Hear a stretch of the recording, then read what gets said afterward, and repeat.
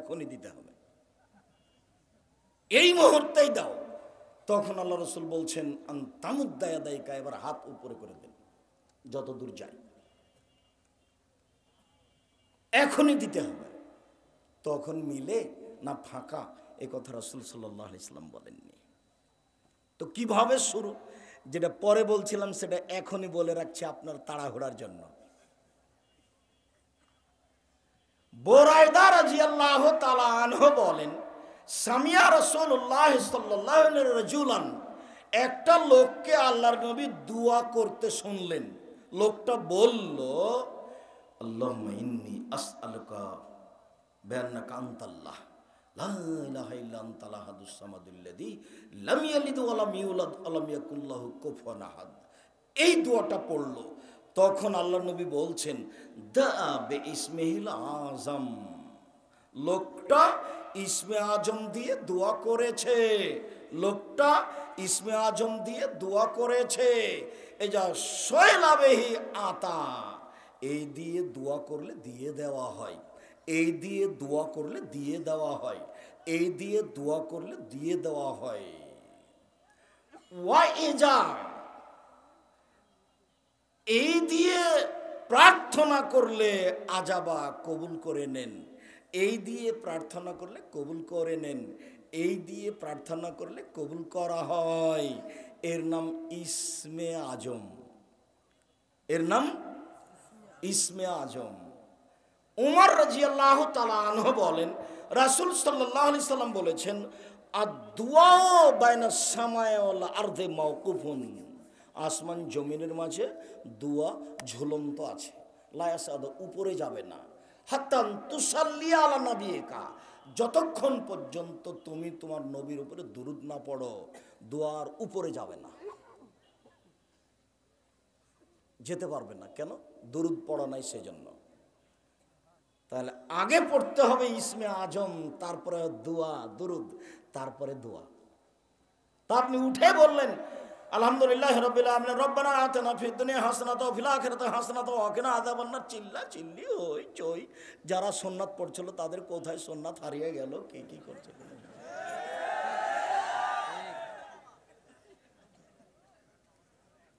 হাত তুলে দেওয়া ব্যক্তিগত ব্যাপার। এই ছেলে, এক খেলে আমার দিকে চেয়ে থাকবে, আপনি আমার দিনী ভাই, আপনাকে আন্তরিকভাবে অনুরোধ জানাচ্ছি, এক খেলে আমার দিকে চেয়ে থাকবেন, এমনভাবে বসে থাকবেন বা দাঁড়িয়ে থাকবেন পাখি যেন মনে করে আপনি পাথর। আর কেউ কারোর গায়ে হাত দিয়ে অমনোযোগী হবেন না কোনো সময়। আমি আপনার জন্য এসেছি অনেক কষ্ট করে, ঢাকা থেকে বিমানে এসে রাজশাহীতে নেমেছি, রাজশাহী থেকে গাড়িতে আমি এখানে এসেছি। আগের দিন ছিলাম নাটোরে, বিমান ফেল করেছিলাম, গাড়িতে নাটোরে এসেছি, নাটোরে বক্তব্য দিয়ে ঢাকা গেছি, ঢাকায় পূর্ণ ক্লাস নিয়েছি। আজকে ক্লাস নিয়ে আরও কিছু কাজ শেষ করে বিমানের রাজশাহীতে এসে রাজশাহী থেকে এখানে এসেছি। আপনি আমাকে আপনার ক্লান্তি দেখায়েন না, আমি আপনার চেয়ে বেশি ক্লান্ত। কাজেই দয়া করে কিছুক্ষণ অপেক্ষা করবেন। উপস্থিত বৈঠকের মুসলিম বোন, আপনার কাছে আমি লজ্জাবোধের দাবি রাখি, আপনি কারোর সাথে কথা বলবেন না। আর একজন মহিলা যদি আপনার গায়ের উপরে চড়ে চলে যায় তবে আপনি মুখ খুলবেন না। আপনি আমার দিনী বোন, আপনাকে আমি অনুরোধ জানাচ্ছি, হে মেঘ, তোমাকে চুপ থাকতে বলছি, যে কথা বলছো কেন? শরম পাও না? একটু শরম করো না কেন? ইতস্তবোধ করো না কেন? লজ্জাবোধ করো না কেন? পশু প্রাণী মনে করো নিজেকে? গরু ছাগল মনে করো? বুঝেও বোঝে না ওরা, অন্তর আছে বোঝে না, দেখেও দেখে না ওরা, চক্ষু আছে দেখে না, শোনেও শোনে না ওরা, কান আছে শোনে না। উলায়েকা কালানাম, তারা পশু প্রাণীর মতো, তারা গরু ছাগলের মতো, তারা কুকুর শ্রীগালের মতো, বালহুম আদাল, বরং তার চেয়ে খারাপ।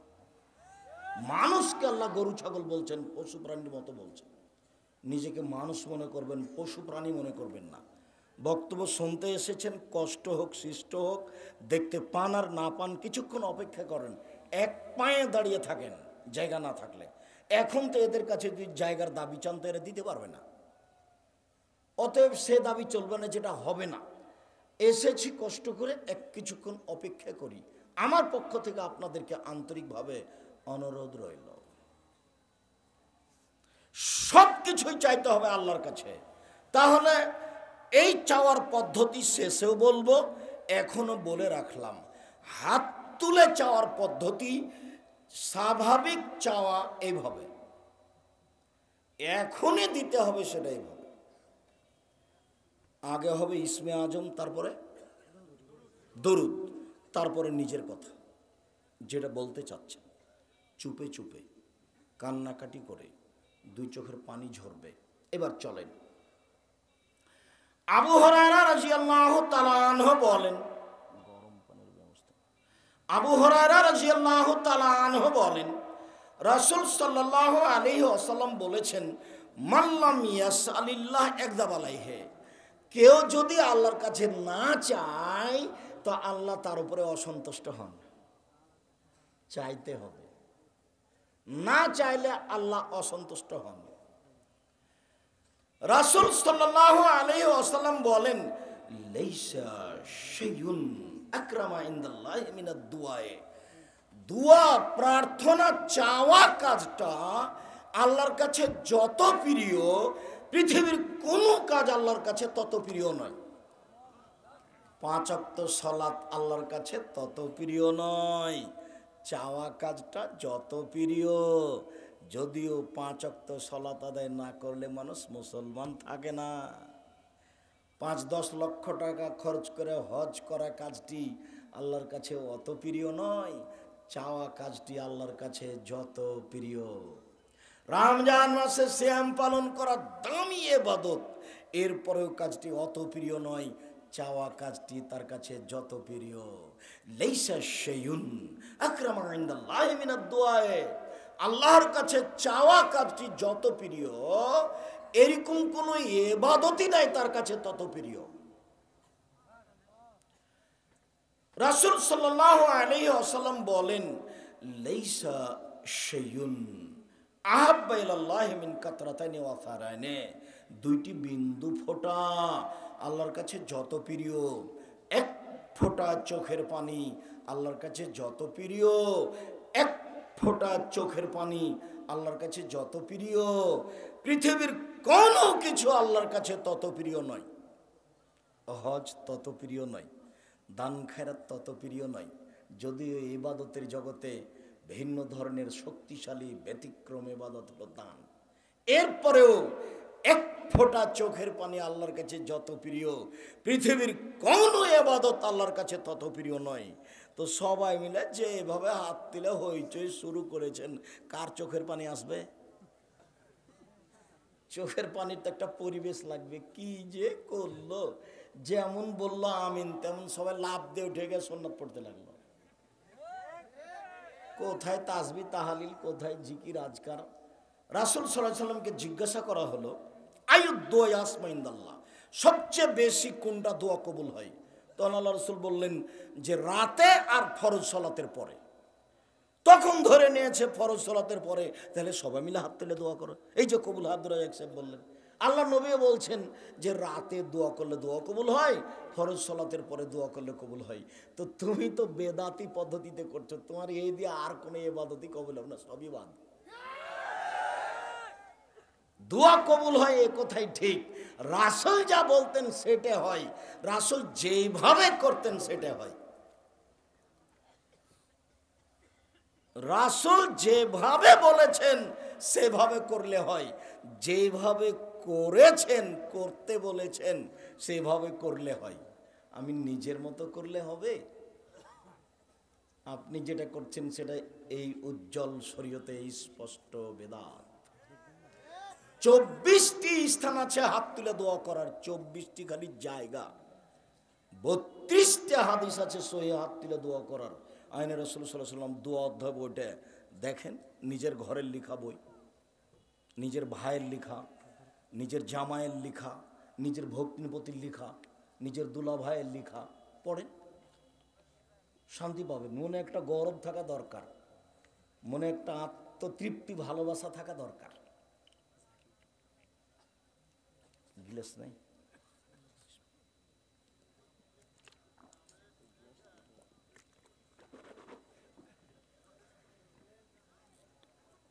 সম্মানিত দিনী ভাই বোন, আবু হুরায়রা রাদিয়াল্লাহু তাআলা আনহু বলেন, রাসূল সাল্লাল্লাহু আলাইহি ওয়াসাল্লাম বলেছেন, মান ইউহিব্বু আই ইস্তাজিবাল্লাহু তাআলা দুআ, কেউ যদি ভালোবাসে যে আল্লাহ তার দোয়া কবুল করুক, ফিসাদায় বিপদে পড়ে চাই যে আমার দোয়া কবুল করুক, আল্লাহ আমার ছেলে বিপদে পড়েছে, তুমি দোয়া আমার কবুল করো, আল্লাহ আল্লাহ আমি খুব বিপদে পড়েছি, তুমি আমাকে উদ্ধার করো। এই বিপদে পড়ে যে দোয়া কবুল করা আল্লাহর কাছে চাই, ভালোবাসে, ফায়ুকসুর দোয়া ফির রাখায়, যখন সে ভালো আছে তখন যেন বেশি বেশি দোয়া করে, যখন সে ভালো আছে তখন যেন বেশি বেশি দোয়া করে, যখন ও ভালো আছে তখন যেন বেশি বেশি দোয়া করে, যখন কোনো সমস্যা নেই তখন বেশি বেশি দোয়া করলে কোন সময়ে দোয়া কবুল হবে? তাড়াতাড়ি বিপদে। মনে থাকবে না মনে হয় ইনশাআল্লাহ? তাহলে ভালো অবস্থায় দোয়া করেন বেশি বেশি, তাহলে বিপদে পড়ে যদি বলেন আল্লাহ বিপদে পড়েছি বাঁচাও, তখন আল্লাহ কবুল করবেন। আর এ তো মহিমাগঞ্জ বাড়ি যৌতুক নিয়েছে, এতে দোয়া তার কবুল হবে না। আবু হুরায়রা রাদিয়াল্লাহু তাআলা আনহু বলেন, রাসূল সাল্লাল্লাহু আলাইহি ওয়াসাল্লাম বলেছেন, ইন্নাল্লাহ তাইয়্যিব, আল্লাহ হচ্ছেন পবিত্র, লা ইয়াকবালু ইল্লা তাইয়্যিবান, আল্লাহ পবিত্র ছাড়া কবুল করেন না। সুম্মা যাকারা রাজুলা, তারপর একটি লোকের আলোচনা করলেন, ইতিলি সাফারা, সে সফরে ছিল, আসাসা আকবারা, মাথার চুলগুলি এলোমেলো হয়েছে, ঠিকমতো গোসল করেনি, বিপদে পড়েছে, রাফায়াদাই হে, হাত তুলে দোয়া করছে, বলছে রব্বি, হে আমার প্রতিপালক, রব্বি, হে আমার প্রতিপালক, আমি বিপদে পড়েছি, তুমি আমার দোয়া কবুল করো। কিন্তু মাতামহু হারামুন, তার খাদ্য আছে হারাম, মাশরাবহু হারামুন, তার পানি আছে হারাম, মালবাসহু হারামুন, তার পোশাক আছে হারাম, গজিয়া বিল হারামে, তার জীবিকা নির্বাহ হারাম, আন্না ইস্তাজাবু লাহু, তার দোয়া কি করে কবুল হতে পারে? দোয়া কবুল হবে না। তুমি কি যৌতুক নিয়েছো? দেখো তো তোমার বাপের মুখের দিকে, দেখো তো মুখখান কালো নাকি? যৌতুক নেওয়া হলে তো ওটা হবে না, দোয়া কবুল হবে না, যৌতুক ফেরত দিতে হবে। 24 ঘন্টার মধ্যে তোমার বাপকে যৌতুক ফেরত দিতে হবে। বাপ বেটা ভিক্ষে করে খাবা, ভিক্ষে করে খাবা, মহিমাগঞ্জ স্টেশনে যাবা, বাপ বেটা ভিক্ষা চাইবা, দিয়ে দেবে। ভিক্ষা করবা কেন? বাপ বেটা মহিমাগঞ্জ স্টেশনে যাবা, মানুষের ব্যাগ বোকটা তুলে দিবে, টাকা দিবে সবাই, সন্ধ্যা দেখবা যে 500-600 টাকা হয়ে গেছে, তোমার 500, তোমার বাপের 500, 1000। ভিক্ষা করে খাওয়া কেন? আমি ভিক্ষা করে খাওয়ার জন্য বলিনি, আমি বলেছি ভিক্ষা করা টাকা দিয়ে চাউল কিনে এবাদত করলে, ভাত খেলে এবাদত করলে এবাদত কবুল হবে, যৌতুকের টাকা দিয়ে চাউল কিনে ভাত খেয়ে এবাদত কবুল হবে না। এই যে বললাম, দেখি কোন মায়ের বেটা কিয়ামত পর্যন্ত সময় থাকলে এভাবে উল্টে ধরতে পারে। যৌতুক টাকা হারাম, যৌতুকের টাকা হারাম, শ্বশুরের কাছে যে টাকা নিয়েছে সেটা হারাম। আরো জরুরি যে গাইবান্ধা গোবিন্দগঞ্জ মানে হলো এই যে বোনকে জমি দেবে না, বোনকে জমি দেবে না। ভবিষ্যৎ কোনো সময় যদি বোন জমি চায় তাহলে বলবে আর কোনোদিন বাড়িতে আসবি না, যা 500 টাকা দিচ্ছি হাতে করে চলে যা, আর কোনোদিন এই বাড়িতে আসিস না। চাওয়া মানে সম্পর্ক ছিন্ন করা, এটা কাবিরা গুনহা, ওটাও কাবিরা গুনহা, এটাও কাবিরা গুনহা, ওটাও কাবিরা গুনহা, ওটা হারাম আর এটা হলো হক নষ্ট। জাহান্নামে চলেই গেছে তো ঢোকেনি কেন? মরেনি এই জন্য। দুটাই আজ থেকে ত্যাগ করতে হবে, দুটাই জরুরিভাবে ত্যাগ করতে হবে। হাত তুলে আপনি দোয়া করেন, দেখেন বিদেশে আছে হাত তুলে দোয়া করছে। রাসূল সাল্লাল্লাহু আলাইহি ওয়াসাল্লাম বলছেন, সালাসু দাওয়াতিন মুস্তাজাবাতুন, 3 শ্রেণীর মানুষের দোয়া কবুল হবেই হবে, 3 শ্রেণীর মানুষের দোয়া কবুল হবেই হবে, 3 শ্রেণীর মানুষের দোয়া কবুল হবেই হবে। 1, দাওয়াতুল ওয়ালিদ, বাপ মায়ের দোয়া ছেলে মেয়ের বিরুদ্ধে। 2, দাওয়াতুল মাজলুমে, মাজলুমের দোয়া, যার জমি দখল করে নিয়েছেন তার দোয়া, শ্বশুরের কাছে জোর করে টাকা নিয়েছেন তারই বদদোয়া, মাজলুমের দোয়া তাড়াতাড়ি কবুল হবে। 3, দাওয়াতুল মুসাফির, মানুষ যদি সফরে থাকে আল্লাহকে বলে, তাহলে আল্লাহ তার কথা মেনে নেবেন। এই দেখেন লোকটা সফরে আছে, লম্বা সফর, ঠিক মতো গোসল করেনি, মাথার চুল এলোমেলো, হাত তুলে দোয়া করছেন, আল্লাহ তুমি আমাকে বিপদ থেকে বাঁচাও। কিন্তু দোয়া কবুল হলো না। দোয়া কবুল কেন হলো না? খাদ্য আছে হারাম, পানি আছে হারাম, পোশাক আছে হারাম, জীবিকা নির্বাহ হারাম, আরো সমস্যা আছে, এলাকায় কিস্তি আছে, কিস্তিতে টাকা উঠায় সুদ। তাহলে কিভাবে দোয়া কবুল হবে? আপনি নামাজের পরে তো বেদাত করেছেন, এটা তো হবেই না। রাতের অন্ধকারে যখন দোয়া কবুল হয় তখন করলে হবে না। দেখবেন রাতের 3 ভাগের 2 ভাগ পার হয়ে গেলে তো দোয়া কবুল হয়। এদিকে এদিকে দেখেন, এই ছেলে এদিকে খেয়াল করো।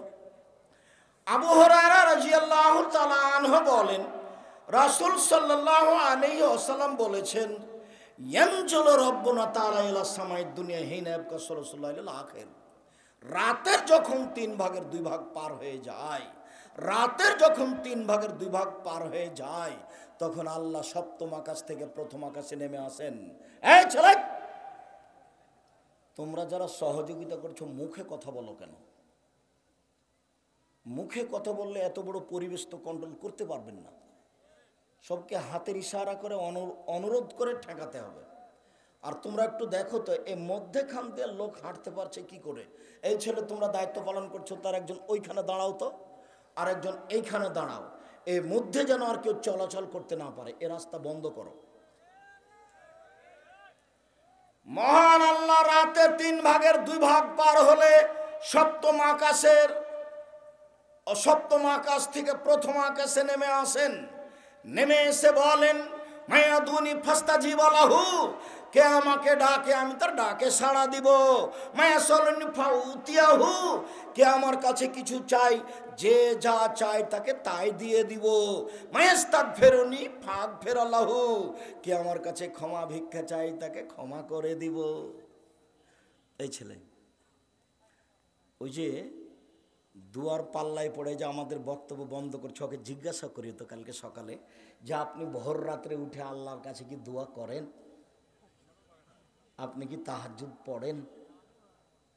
নামাজই পড়েন না। কত বেঢঙ্গা মানুষ, কত বেঢঙ্গা মানুষ দেখেন, কিছু বুঝে না, খালি বিরোধিতা। অন্তত আমি তোমার কাছের মানুষ, আমি তোমার ঘরের মানুষ, মুরব্বী আমি আপনার বাড়ির মানুষ, আপনি আমার শ্বশুরের সমতুল্য। আপনি মনে করেন যে আমি আপনার ছেলে, জীবন বাজিতে আমাকে স্নেহ করার চেষ্টা করবেন, শান্তি পাবেন। ফতোয়া জিজ্ঞাসা করবেন, আমি সম্ভবপর সঠিক ফতোয়া দেওয়ার চেষ্টা করব। আমি আপনার ঘরের ছেলে, 26 বছর থেকে হাতে ফতোয়া লিখি। কতদিন থেকে? 26 বছর থেকে, 2-1 দিন নয়। 26 বছর 2-1 দিন নয়। অতএব আমার ওপরে নিজের ছেলে হিসাবে সাথে সাথে আমি ফতোয়া চর্চা করি, মর্মে আমার উপরে আপনার ভালো ধারণা থাকা ভালো, ভালো ধারণা থাকা ভালো। এই দেখেন রাতের 3 ভাগের 2 ভাগ পার হয়ে গিয়ে আল্লাহ প্রথম আকাশে নেমে এসেছেন, বলছেন, পৃথিবীর মানুষ, কে আমাকে ডাকে আমি তার ডাকে সাড়া দিব। কে আমার কাছে কিছু চাই, যে যা চাই তাকে তাই দিয়ে দিব। মায়াস্তাগফিরুনি ফাগফিরালাহু, কে আমার কাছে ক্ষমা ভিক্ষা চাই তাকে ক্ষমা করে দিব। হাদিস বুখারী মুসলিম।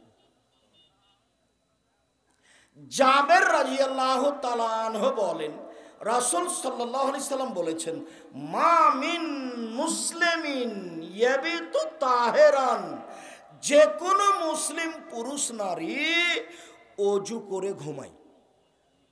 কি করে ঘুমায়? অজু করে ঘুমায়।